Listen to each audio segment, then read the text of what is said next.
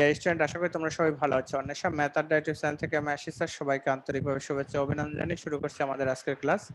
আমাদের আজকের ক্লাস অষ্টম শ্রেণী গণিত অধ্যায় 7-এর 14 নম্বর অঙ্ক। দেখো 14 নম্বর অঙ্কে আছে পি এবং কিউ যথাক্রমে 21 ও 35 এর গুণনীয়কের সেটগুলো পি সংযোগ কিউ নির্ণয় করো।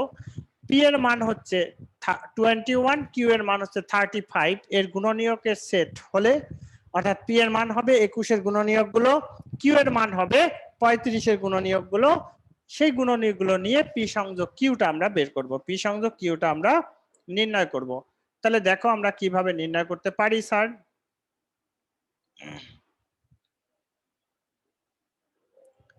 গুণনীয়ক গুলো যেভাবে বের করব, প্রথমে আমরা এখানে কথাটা লিখে নাও 21 3 দিয়া 21, তাহলে 21 সমান সমান কত? 1 × 21, 3 × 7, আর কোন সংখ্যা এর মধ্যে নাই, সুতরাং 21 সমান সমান কত?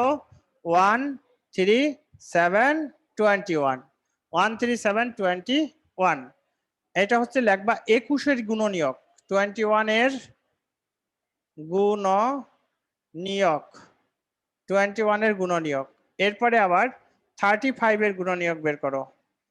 35 5 দিয়ে 5 7 35, তাহলে 35 সমান সমান 1 × 35, তারপরে 5 × 7। গুণনীয়ক বের করার নিয়ম এটা, হ্যাঁ। তাহলে লিখবা 35 এর গুণনীয়ক, 35 এর গুণনীয়ক কত? 1 5 7 35। তাহলে যদি তাই হয়, তাহলে এখন এখানে কি বলছে যে তাহলে এখন পি সমান সমান কত হবে? সুতরাং পি সমান সমান 1 3 7 21 এবং কিউ সমান সমান কি হবে? 1 5 7 35। আমরা পি এবং কিউ পেয়ে গেছি। কি বের করতে বলছে? পি সংযোগ কিউ। তাহলে এখন পি সংযোগ কিউ নির্ণয় করো। সুতরাং পি সংযোগ কিউ, তাহলে পি এর মান কত? 1 3 7 21 সংযোগ 1 5 7 35। আচ্ছা, এবার কমন আনকমন কি আছে এর মধ্যে? 1 কমনের একটা, 3 এখানে আছে ওটার মধ্যে নাই, নিতে হবে। 5 এখানে আছে এটার মধ্যে নাই, নিতে হবে।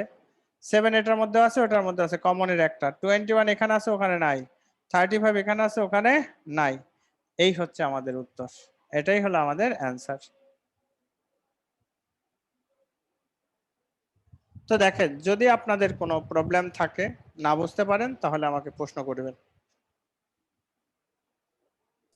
বুঝতে পারছি।